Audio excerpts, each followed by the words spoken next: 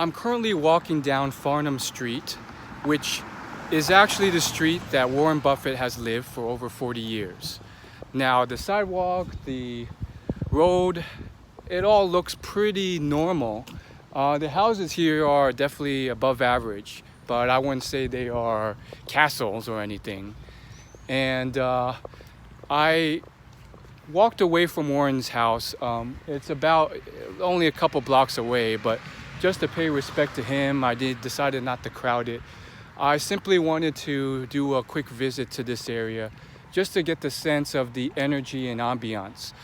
In certain ways, he reminds me of an up-and-coming potential billionaire, Mr. Beast, who has a similar kind of life philosophy. He's kind of stumbled across it after a while. So Mr. Beast, while he did spend on lavish things at first, he realized it didn't really give him more happiness. And so he also kind of lives a rather relatively normal life with modest expenses for himself in the city of Greenville, which I also visited. And with Warren here, he's here on Farnham Street, and you get a similar sense of just general peace and quiet. The neighborhood is well manicured, but like nothing, crazy. The houses are, definitely bigger than average, but nothing too crazy. In fact, my Uber driver said he lived like 6 blocks away as a kid. It seems like this general area is relatively modest. The Airbnb I lived is probably only 5-10 minutes away from here, 15 at most.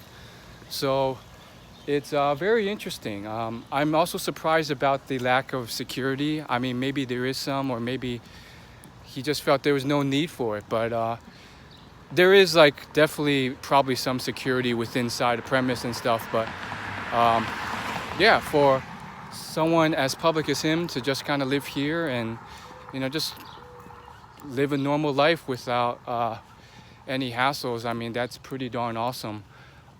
So yeah, hope he continues to live a long life, and I will continue to explore Farnham Street.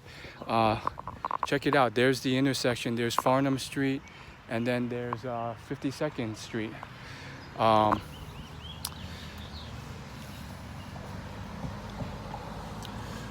Let's check out the neighborhoods over here.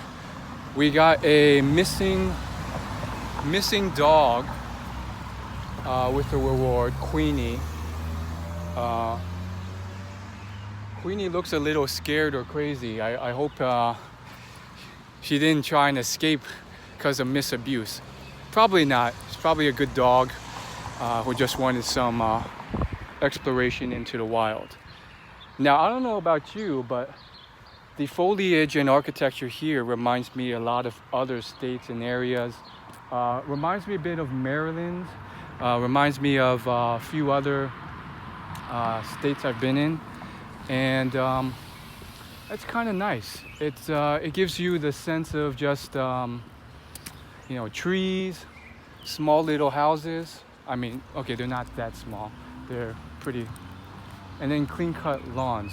I think the roads are kind of wider here, and there's a little less cracks, but as always, you see cracks everywhere. And yeah, just houses that are, I wouldn't say huge, but not small either. It's probably a relatively simple life down here. Not much different from many other areas. One thing I like about this area is you can get to a major city, Omaha, which has skyscrapers and all of that and restaurants within probably 10 minutes from the suburbs here. And the traffic is not bad at all. It's probably one of the most accessible cities out of all the cities I've been to. Many others will be a lot worse.